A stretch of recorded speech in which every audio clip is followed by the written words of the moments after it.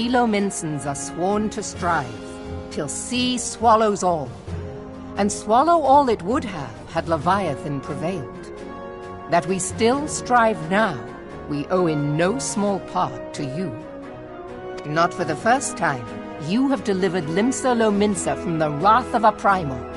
Never has our nation known a stouter ally. On behalf of my people, I give you my humblest thanks.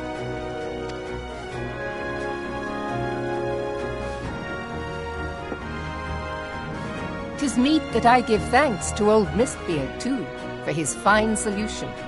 Whatever else he may have been, 'tis clear he was a resourceful soul. Would that I had a man like him in my service.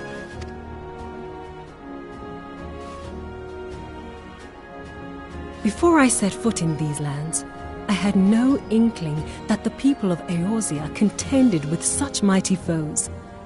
Suffice it to say, their existence came as something of a shock, as did the idea that they could be defeated. This experience has served to remind me of the vastness of the world, and the boundless potential of man. Though I am but a refugee in this realm, I would fain be of use to you in your fight. Know that I am tutored in one of the foremost combat arts of the Far East. It may seem outlandish to the Eynzahr eye, but should any of your people care to learn, I would be pleased to initiate them. And I will see to it that they are grateful. I have no doubt that your knowledge and skills will serve us well. Besides, your art is not so outlandish as you think. Would you not agree, Master Thancred? Naught escapes your searching eye, Admiral.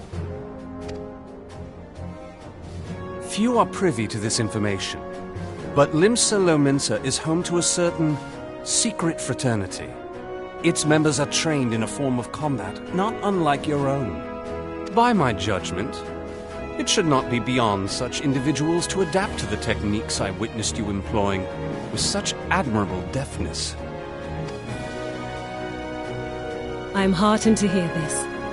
I too noted a kinship between your style and mine own, though it seemed to me that you fought differently in the beginning. I suppose I did. What can I say? I'm a man of many talents. Though you may labor to believe it, Thancred was once something of a scoundrel who fraternized with the criminal class in these parts. Yestola! You jest, of course. But for a chance encounter with Alphino's grandsire, he might never have left Limsa Lominsa, or received an education in Sharlayan, or taken up his post in Uldar, which is where he trained in the blade, lest you wonder. Minfilia, please!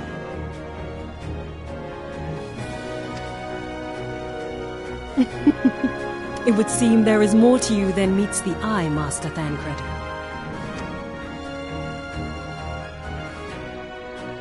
Lady Yugiri, I am told that you and yours came to Eynzahr seeking permanent resettlement, and that many domins have since been engaged as frontier hands at Revenant's Toll. Morderna is many things, but a place of refuge it is not. Know that I would like nothing better than to furnish your people with a new home here on Lominsan soil. Alas, racked by instability as we are, our nation is in no fit state to take you in. Yet I'll not have it said that we turned a blind eye to your suffering. Until such time as we can do more, I pledge to send provisions. We are in your debt, Admiral. I realize that it scarce qualifies as repayment, but if it please you, I shall set about sharing my martial knowledge with your people at once.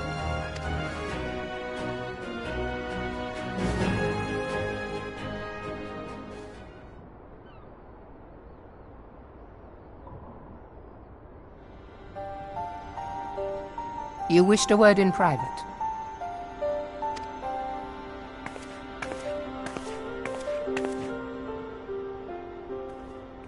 the better not to spoil the festive mood. History repeats itself, Admiral. As the kobolds did before them, the Sahagin resorted to summoning their god over a territorial feud. They acted in self-preservation. It may be that the Sahagin initiated this particular clash, but how it begins does not interest me so much as how it ends.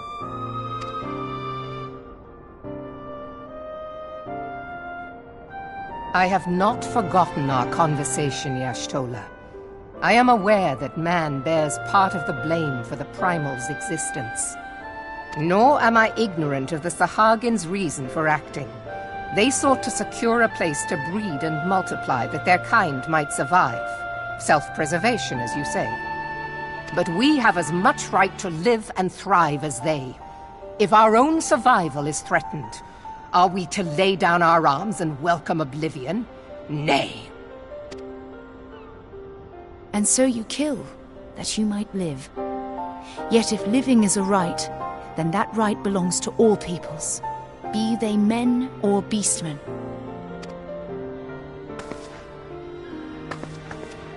I'll not deny your reasoning. But when a storm gathers, it falls to me to see my people safely through it. That is my duty, and I shall do it.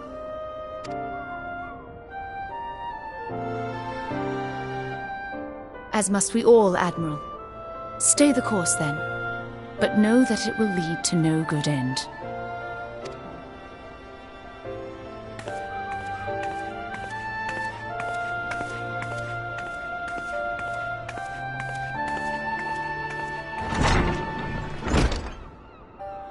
Man has ever put himself first and foremost.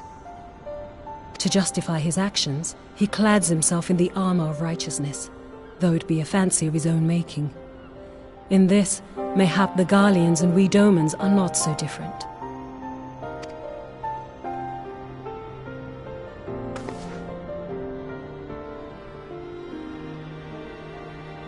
Eynzahr has become as a raging sea.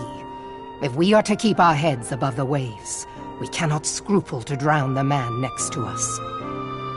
When hopes of coexistence founder, strength must determine who has the greater right to live.